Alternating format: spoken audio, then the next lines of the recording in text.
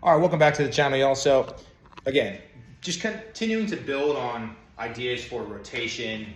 How can we become a stronger rotation athlete through becoming more connected to the pattern, having a fluid sequence where things work in timing, having strength and speed to back those foundations up. And so we've talked a little bit about some things for the lower body, the leg, and a little bit of shoulder health. I thought I'd dive in now to just an intro to our trunk rotation, separation from the hip rotation, and just give you a quick drill and an idea here. So again, I'll get a little bit more expansive on each of these sections of the body, sort of the arm, trunk specifically, hips and feet, and try to give multiple drills and exercises for each of those, and maybe apply that to some field work. But future videos, please leave comments, let me know what you're interested in, and I'll try to get to it as I get to it. But anyhow, what I was getting here.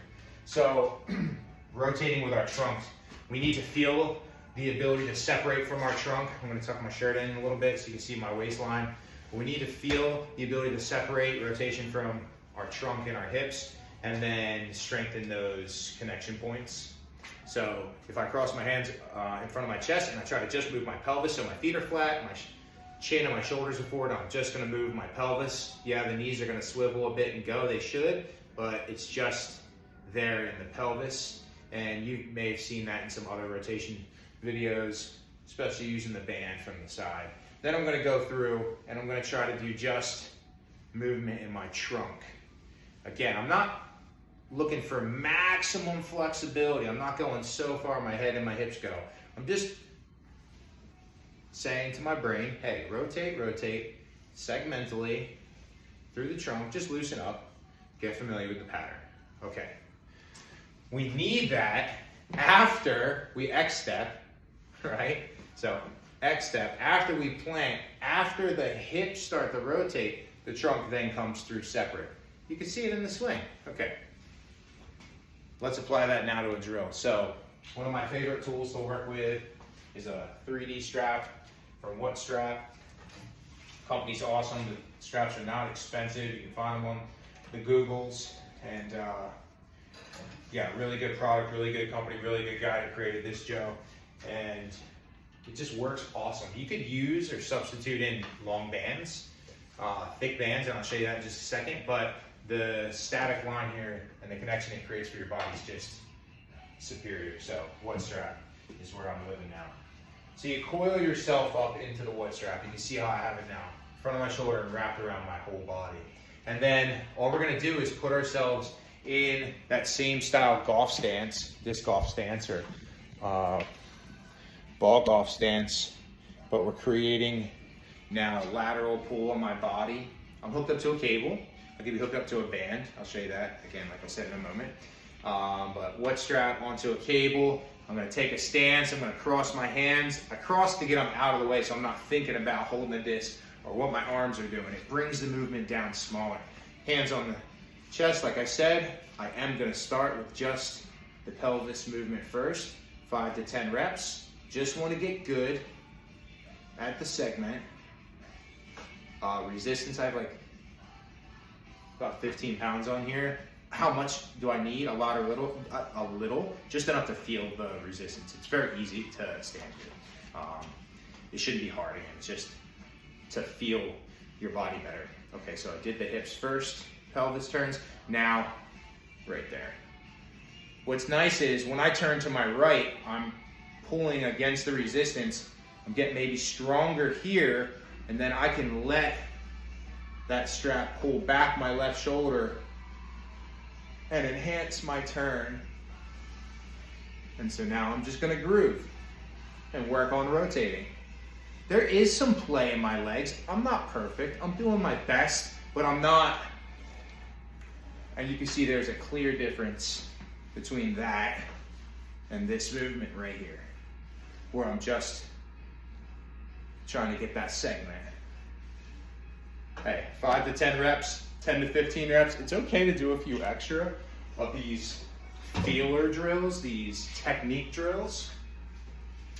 The goal is not to do them at max tempo or to get really tired. The goal is to just have chronic exposure for the position and the control of the movement so that we can get better and better at it. So it becomes an afterthought. All right, so secondary options, if you don't have a wet strap or you don't have a cable system, you're trying to set some of these ideas up at your house, it's very easy.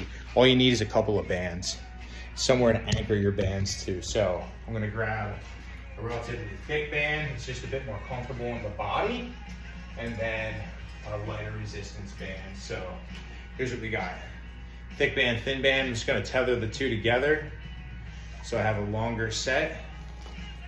Okay, there we go. You take your smaller band and you anchor to your rack or whatever you're gonna use.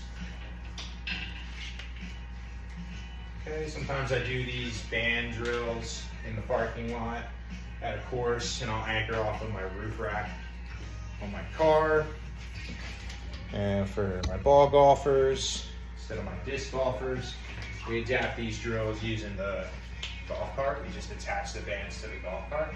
Okay, so let me turn this over here. Maybe we'll get some better light. But I'm just gonna set myself up inside of this band the exact same way that I had set myself up inside of that wet strap. It's gonna go around the front of one of my shoulders. It doesn't matter what side, we'll do both. You wrap yourself until it's coiled up around your body. Take a stance that's athletic, similar to your golf stance, and then you just work that segmental turn. We do the drill from both sides. Even though we might be a right-handed backhand player, and we need a lot of power rotating to the right, we have to offset all those forces by having equivalent amounts of strength and mobility into our left side. It allows us to travel back to the right side and be stronger and offset injury. So take that drill, it's that trunk turn drill. If you don't have tools that you can put on your body like the bands or the straps, do the drills without the bands or the straps. They can be very, very helpful. And do these before you play.